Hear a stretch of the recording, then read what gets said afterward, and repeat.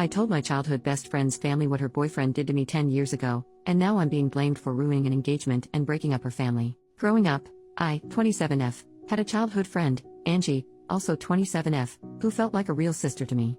From the time we were 6 until we turned 18, we were inseparable, spending weekends at each other's houses, celebrating family events, and just being part of each other's lives. When my parents went through a messy divorce during my second grade year, I even stayed at her place for a while. Angie, who's Russian, taught me some of her language, and I taught her a bit of Spanish. Her older brother and younger sister were like family to me. In our teenage years, she had 2 close male friends. She ended up dating one, and the other, Nico, 29 now, who is also Russian, became my boyfriend when I was 17. Growing up I had issues with a heart condition. I won't bore you with the details, but I had to take a lot of meds, but got healthier starting from 16. I didn't have to take them daily but only when my heart rate became irregular, but then immediately, as it would become extremely painful, my heart would cramp and I would start to hyperventilate. All my friends knew this, Nico included, and that I would black out if my meds got taken with alcohol. I didn't smoke much or drink much growing up as a result, since I was worried about my health and only did drink at home or in a safe setting. Legal drinking age is 16 here, and I only drank wine or beer if at all. I had my first time with Nico at 17, and when my parents stayed at a retreat 2 weeks later he came over to have a date night. I did drink 1 glass of wine, but started having health issues later resulting in me taking my meds and being unconscious. I was a bit sore the next morning but didn't think much about it. 2 weeks later I'm informing Nico that I'm late on my period and he starts to panic, confessing he made love with me while I was unconscious. We've made love before, so he didn't think much about it. Apparently he didn't have protection, but since I was on the pill he figured it was alright, and he also didn't finish in me, but in a tissue. I felt violated and disgusted by myself. I didn't know how to describe this and only told Angie about it. I was an utter mess for a few years, and wasn't able to be intimate again until 2 years later. I didn't remember any of it, but was too ashamed to go to my mom or anybody else.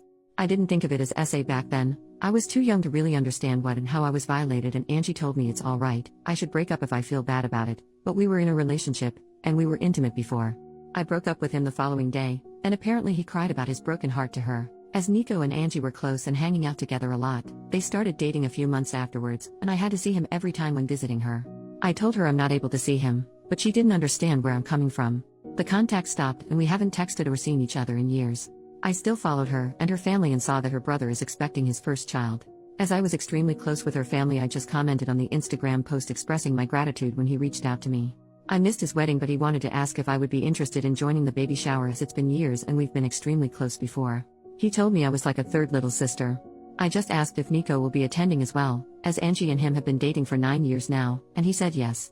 I didn't elaborate much but just expressed that I'll send a small present, but won't be attending. He kept on pestering me what exactly happened all those years ago and why I'm not in their lives anymore. Angie told her family I'm not able to see her with an ex of mine, but her brother thought there's more behind it. This is when I think I could be the jerk. I told him the truth about what happened back then. And while I didn't know it at 17, I know now that this was SA and I named it as such. I didn't receive any message back from him, but a few days later Angie reached out to me. She was furious. Nico had planned to propose during the baby shower, but Angie's brother is against it now, having learned why I stopped the contact. She loves Nico and will stay with him, but by doing so, her brother said she is no longer a part of his life, as he doesn't want his little baby girl in the same family as a rapist. Since then I've been getting messages from old school acquaintances, telling me I should have ignored it, and not told anybody. Since I didn't speak up back then, I lost the right to do so now, and am a horrible person for ruining somebody's life over some stuff he did 10 years ago when he himself was a child as well. Should I have just stayed quiet and not spoke up about this? First update, 10 days later. First of all, I am immensely thankful for all the people who took the time to not only read through my story, but also comment. It gave me a little bit of hope of compassion for victims of SA and also the courage to not cave to the backlash I received. Mental update, reading all the messages defending my choices on speaking up made me realize how insecure I was on what I am allowed to do and how much I was trying to make it right to other people besides myself. This especially included Nico and Angie. All of you are right. If Nico had changed, he would have apologized, reached out, or tried to make amends in some way, either when word got to him from his brother-in-law or at some earlier point in his life. My former best friend Angie should have been able to feel some sort of compassion if she had any respect for me as a human being or the time we spend together. Her reaction showed that I shouldn't hesitate on my actions. I went to therapy from 21 onwards and thought I moved on from the rape as best as I could, but I realized how ashamed I still am almost 10 years later about an incident that wasn't my fault at all. I was ashamed to speak up back then and afraid that people around me would look differently at me. And somehow I still felt bad about speaking up today, so I'm trying to own what happened to me now and not apologize for other people's behaviors, especially as they don't even show me respect. What happened since then? I archived every nasty message I got on WhatsApp so I wouldn't have to read them, but would have the proof if needed at a later point. Angie's mom called me crying the following day of the incident. I shouldn't have answered the phone, but during the 10 years of friendship I saw her as an aunt, almost a second mom.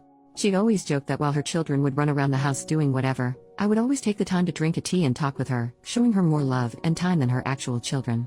While she said she's sorry for what has been and for what I went through as a child, she couldn't believe that I would ruin Angie's happiness over something like that. With Angie's brother refusing to have Nico as part of the family and Angie standing by Nico's side, it's divided their family and she is heartbroken. She has grown to love Nico like family as well and has known him for nothing more than a considerate young man who she knows will make her daughter happy. It wasn't nasty names or angry talk, just a heartbroken mother who faked to acknowledge my pain and saw the fault in me. Angie's mom tried to get me to apologize or to take it back, but I refused as I don't see the fault in me. With everything that has happened, I believe that Nico hasn't changed and is just hiding it better somehow. He can see how people are standing by him and supporting his behavior, so he won't have to change. And that is something I didn't want to indulge. Angie's mom not even once used the word rape, and I tried to correct her every time she talked about it, trying to name it for her to understand better, but she would just start sobbing more and it didn't make sense for us to continue to talk. Angie's mom used to be in contact with mine for some time, and she reached out to her after our talk. I was afraid that my mom would find out, since she's from a more conservative background. We had a long talk and I didn't get to see her physically yet, but she apologized for not being there for me or not making me feel like I can talk to her. I tried to calm her as best as I could, but when she asked me if my current partner knows I was used like that, I got angry. She was scared my partner would leave me if he found out, implying it was something that made me less precious or appealing. When she asked me to keep it a secret from our family abroad and in our country, I hung up. She was acting exactly the way I was afraid she would, as if it's something shameful. It was especially hard as I am trying my best to move away from the feeling of shame. She has since apologized, but it's clear that her view of me has changed. I don't yet know how to deal with it, but that's something to worry about in the next few weeks. As some of you suggested, I wrote Angie's brother, Sven, again and apologized for the mess, but I'm glad that it is out in the open and how proud I am that he's not defending his family. I asked if his old email is still working as I would just send a gift card. He didn't respond, but I got a message from his wife 2 days ago.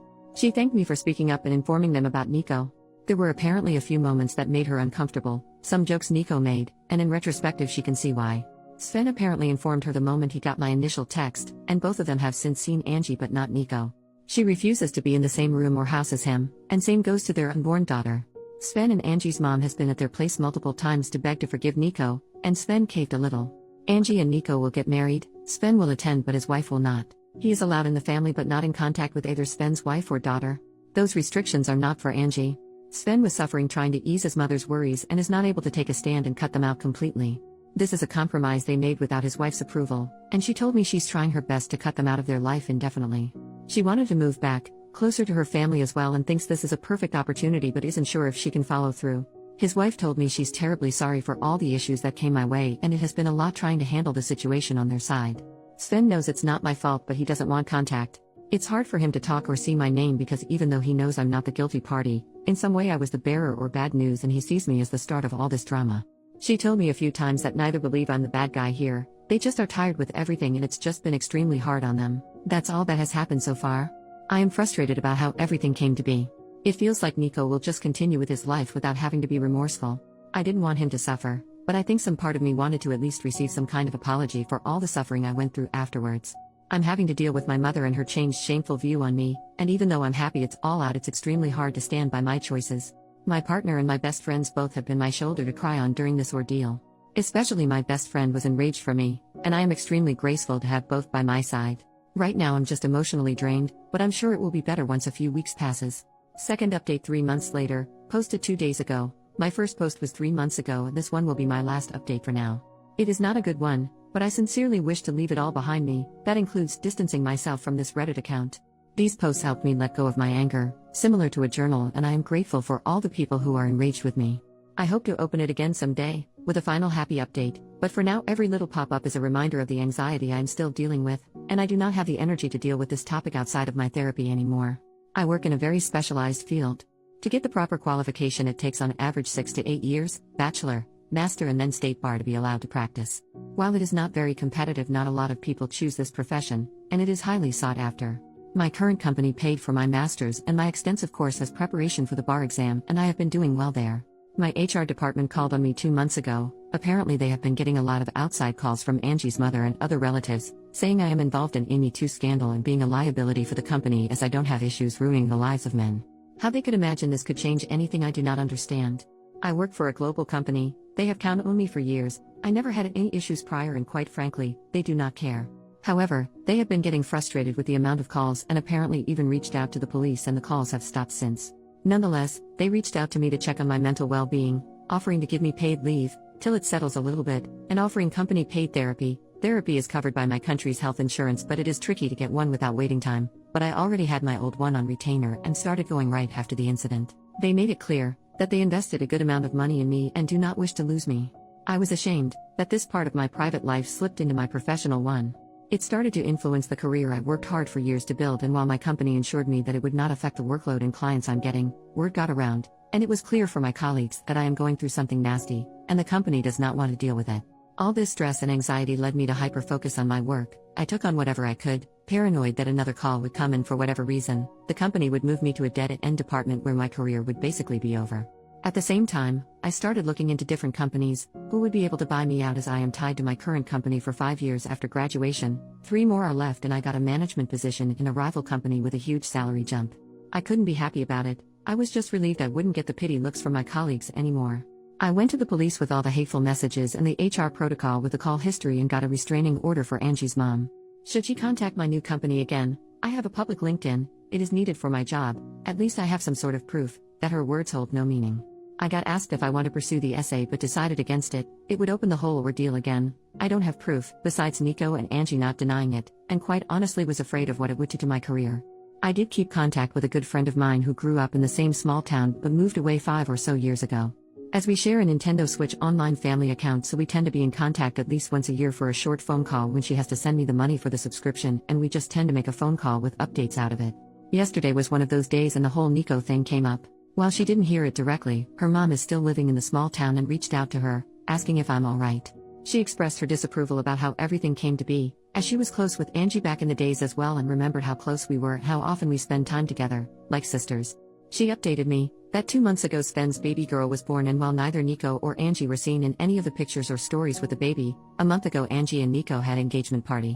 Both Sven, the baby, and his wife participated, and are in the family pictures. I remember how enraged Sven's wife was, and how she told me she herself felt uncomfortable with Sven. Now it is all forgotten and forgiven. Nico's parents own a few houses and gifted Angie and Nico a house close to their home, and Sven and his wife apparently bought a house in the same street. It is as if nothing happened at all. Listening to my friend telling me the updates, I'm honestly not sure if I should have asked her to not tell me anything. I just feel empty and betrayed. Not by Angie, she made her choice. Not by Sven, it is his sister, and at the end of the day when he asked me what happened and then didn't have the decency to answer me because he saw me as the one who ruined his family, it was clear that the truth didn't matter. Not by Sven's wife, who has a baby girl, an innocent daughter who she should protect as a mother, even thought she told me she would do her best to keep her daughter away from Nico, but just by life. I fought to have it all behind me, just to have this old wound ripped open again 3 months ago when Sven kept plastering me. I got hate messages, but knowing that maybe someone would be hesitant towards Nico when he showed strange behavior made me feel like maybe I did right. Maybe by speaking up I helped a girl out to not be SA'd. My own mother was ashamed of what happened to me, told me I was to keep it quiet so my family abroad wouldn't get to hear it, just for it all to be all good again for Nico. After everything that happened these last 3 months, I truly understand why victims of SA chose not to speak up.